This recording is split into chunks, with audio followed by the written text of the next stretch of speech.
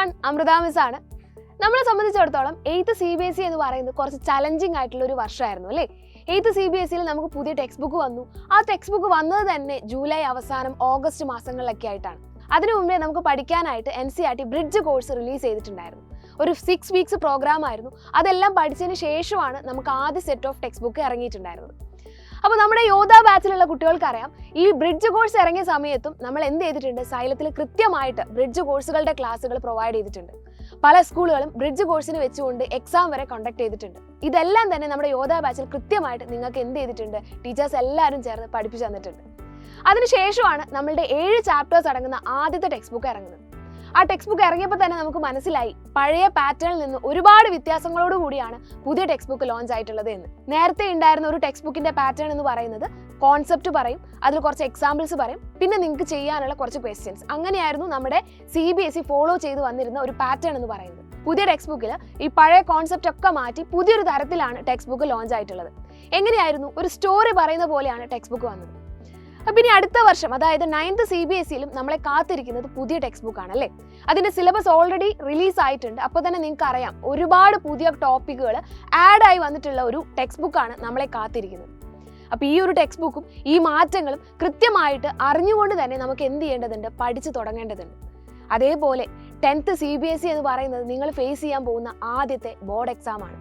ഈ ഒരു ബോർഡ് എക്സാമിൽ അടിപൊളിയായിട്ട് മാർക്ക് സ്കോർ ചെയ്യണം, അല്ലെങ്കിൽ A1 എന്ന് പറയുന്ന ഒരു സ്വപ്നത്തിലേക്ക് നിങ്ങൾക്ക് എത്തണമെന്നുണ്ടെങ്കിൽ കൃത്യമായിട്ട് 9th CBSE ഉറപ്പിച്ച് പഠിച്ചാലേ നടക്കുകയുള്ളൂ. എങ്ങനെ 9th CBSE നമുക്ക് ഉറപ്പിച്ച് പഠിക്കാം, എങ്ങനെ സിസ്റ്റമാറ്റിക് ആയി ആദ്യം മുതലേ പഠിച്ചു തുടങ്ങാം, അതിന് നിങ്ങൾക്കുള്ളൊരു സൊല്യൂഷനാണ് നമ്മുടെ നിഞ്ച ബാച്ച് എന്ന് പറയുന്നത്. ഡെയിലി ലൈവ് ക്ലാസ്സുകൾ ഉണ്ടായിരിക്കും. ഈ ലൈവ് ക്ലാസ്സുകൾ എന്ന് പറയുന്നത് നിങ്ങളുടെ ഒരു ചാപ്റ്ററിനെ തന്നെ നമ്മൾ 6 സെക്ഷനായിട്ടൊക്കെ തിരിക്കുകയായിരിക്കും. അപ്പോൾ ഓരോ സെക്ഷൻ എന്ന് പറയുന്നത് 1.5 മണിക്കൂറിൻ്റെ ഒരു ക്ലാസ് ആയിരിക്കും. ഈ ഓരോ 1.5 മണിക്കൂർ ക്ലാസ് കഴിയുന്നതിന് കൂടെ തന്നെ നിങ്ങൾക്ക് 10 MCQs പ്രാക്ടീസ് ചെയ്യാനായിട്ട് കിട്ടും. അപ്പോൾ നിങ്ങളൊന്ന് ആലോചിച്ച് നോക്കിയേ, ഒരു ചാപ്റ്റർ 6 സെക്ഷനാക്കി തിരിക്കുമ്പോൾ ഒരു ചാപ്റ്ററിന് തന്നെ നിങ്ങൾക്ക് ഓൾമോസ്റ്റ് ഒരു 60 MCQs പ്രാക്ടീസ് ചെയ്യാനായിട്ട് കിട്ടും. അപ്പോൾ ആ ഒരു ചാപ്റ്ററിൽ നിന്ന് ഏത് ചോദ്യം നിങ്ങളുടെ അടുത്തേക്ക് വന്നു കഴിഞ്ഞാൽ നിങ്ങൾക്ക് നിഷ്പ്രയാസം അത് ചെയ്യാനായിട്ട് സാധിക്കും. അത്ര അടിപൊളിയായിട്ട് നമുക്ക് എന്ത് ചെയ്യാം, ഓരോ ചാപ്റ്ററും പഠിച്ചു തീർക്കാം. ഇത് ഒരു സബ്ജക്റ്റിന്റെ മാത്രം കാര്യമല്ല, ഈച്ച് സബ്ജക്ട്, എല്ലാ സബ്ജക്റ്റിനും ഈ ഒരു ഫീച്ചർ അവൈലബിൾ ആണ്. ഇതിനുശേഷം നമുക്കുള്ളത് യൂണിറ്റ് ടെസ്റ്റുകളാണ്. ഓരോ ചാപ്റ്റർ കഴിയുമ്പോൾ നിങ്ങൾക്ക് എന്ത് ചെയ്യുന്നുണ്ട്, യൂണിറ്റ് ടെസ്റ്റുകൾ കണ്ടക്ട് ചെയ്യുന്നുണ്ട്. അതിനുശേഷം ടേം എക്സാംസ് വരുന്നുണ്ട്. ഇനി ഏതെങ്കിലും ക്ലാസ് നിങ്ങൾക്ക് സപ്പോസ് മിസ്സായി പോയി എന്ന് വിചാരിക്കുക, ആ ഒരു ക്ലാസ്സുകൾ നിങ്ങൾക്ക് എന്ത് ചെയ്യാൻ പറ്റും, റെക്കോർഡഡ് ക്ലാസ്സുകളായിട്ട് കാണാനായിട്ട് പറ്റും. ഇനി ഇതിന്റെ കുറച്ച്, ഇത് നമ്മൾ നിഞ്ച ബാച്ച് എന്ന് പറയുന്ന 3 പ്ലാനുകളായിട്ടാണ്. Basic plan, infinity plan, infinity pro plan. ഈ ബേസിക് പ്ലാനിൽ എന്ന് പറയുന്നത് നമ്മൾ ഈ പറഞ്ഞ എല്ലാ ഫീച്ചേഴ്സും നമ്മുടെ ബേസിക് പ്ലാനിലുള്ളതാണ്. ഇനി ഇൻഫിനിറ്റി പ്ലാനിലേക്ക് വരുന്ന സമയത്ത് നിങ്ങൾക്ക് പേൾ എന്ന് പറയുന്ന ഒരു ഓപ്ഷൻ കൂടെ വരികയാണ്. എന്താണ് പേൾ വീഡിയോസ് എന്ന് പറഞ്ഞു കഴിഞ്ഞാൽ, സപ്പോസ് നിങ്ങളുടെ സ്കൂളിൽ 1ാമത്തെ ചാപ്റ്ററിന് പകരം 2ാമത്തെ ചാപ്റ്ററാണ് സ്റ്റാർട്ട് ചെയ്യുന്നതെന്ന് വിചാരിക്കുക. അപ്പോൾ നിങ്ങൾ വിചാരിക്കും നിഞ്ച ബാച്ചിൽ അപ്പം 1ാമത്തെ ചാപ്റ്ററല്ലേ എടുക്കുക, എങ്ങനെ എനിക്ക് 2ാമത്തെ ചാപ്റ്ററിന്റെ കോൺസെപ്റ്റുകൾ കിട്ടും? അതിന് വേണ്ടിയിട്ടാണ് നമ്മുടെ പേൾ ഫീച്ചർ എന്ന് പറയുന്നത്. അതായത് ഓൾറെഡി എല്ലാ ചാപ്റ്റേഴ്സും റെക്കോർഡഡ് ആയിട്ട് നമുക്ക് അവൈലബിൾ ആയിരിക്കും. ആ പേൾ വീഡിയോസ് ആക്സസ് ചെയ്യുന്നതിലൂടെ നിങ്ങൾക്ക് എന്ത് ചെയ്യാൻ പറ്റും, സ്കൂളിൽ എടുക്കുന്ന ചാപ്റ്റർ കൂടെ തന്നെ നിങ്ങൾക്ക് അത് പഠിക്കാനായിട്ട് സാധിക്കും. അതേപോലെ തന്നെ അടുത്തൊരു ഫീച്ചറാണ് മൈൻഡ് മാപ്പും ഇൻസ്റ്റാൾ ചെയ്യണം. ഇപ്പോൾ ഇത് കേൾക്കുന്ന ആൾക്ക് കുറച്ച് പേർക്കെങ്കിലും അത് അറിയുണ്ടാവും. ഇൻസ്റ്റാൾ ചെയ്യണം എന്ന് പറയുന്നത് ഒരു ചാപ്റ്ററിന്റെ കംപ്ലീറ്റ് ആയിട്ടുള്ള ഒരു ക്യാപ്സ്യൂൾ പരുവാണ് എന്ന് തന്നെ പറയാം. എന്ന് വെച്ച് കഴിഞ്ഞാൽ ആ ചാപ്റ്ററിലുള്ള എല്ലാ കോൺസെപ്റ്റുകളും അതിൽ ഇമ്പോർട്ടൻ്റ് ആയ ക്വസ്റ്റ്യൻസും നിങ്ങൾക്ക് പ്രാക്ടീസ് ചെയ്യാനുള്ള സ്പേസ് അടക്കമുള്ള ഒരു ഷോർട്ട് ആയിട്ടുള്ള ഒരു നോട്ടാണ് നമ്മളുടെ ഇൻസ്റ്റാൾ ചെയ്യണം എന്ന് പറയുന്നത്.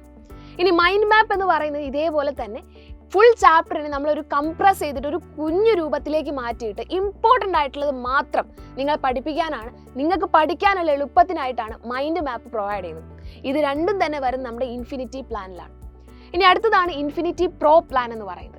ഇതിൽ സംബന്ധിച്ച് പറയുവാണെങ്കിൽ നമുക്കറിയാം 10th ശേഷം അല്ലെങ്കിൽ +2 ശേഷം നമ്മൾ ഇറങ്ങാൻ പോകുന്നത് ഹൈലി കോമ്പറ്റീറ്റീവ് ആയിട്ടുള്ള ഒരു വേൾഡിലേക്കാണ്. അവിടെ നമുക്ക് പിടിച്ചു നിൽക്കണമെന്നുണ്ടെങ്കിൽ കൃത്യമായിട്ട് ബേസ് അറിഞ്ഞുകൊണ്ട് തന്നെ നമ്മൾ പഠിച്ചു തുടങ്ങണം.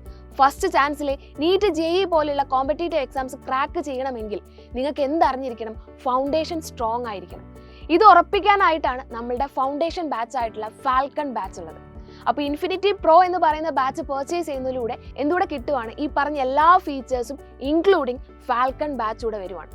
അപ്പോൾ കൃത്യമായിട്ട് നിങ്ങൾക്ക് വേണ്ടതെല്ലാം തന്നെ നമ്മുടെ നിഞ്ച ബാച്ചിൽ ഇപ്പോൾ അവൈലബിൾ ആണ്. ഇനി ആരെങ്കിലും ജോയിൻ ചെയ്യാൻ ബാക്കിയുണ്ടെങ്കിൽ വേഗം തന്നെ ജോയിൻ ചെയ്യുക. എന്തെങ്കിലും ഡൗട്ടോ കാര്യങ്ങളോ ഏതെങ്കിലും ഫീച്ചേഴ്സിനെ കുറിച്ച് കൂടുതൽ അറിയാൻ വേണ്ടിയിട്ട് താഴെ കാണുന്ന നമ്പറിൽ ഒന്ന് കോൺടാക്ട് ചെയ്താൽ മതി.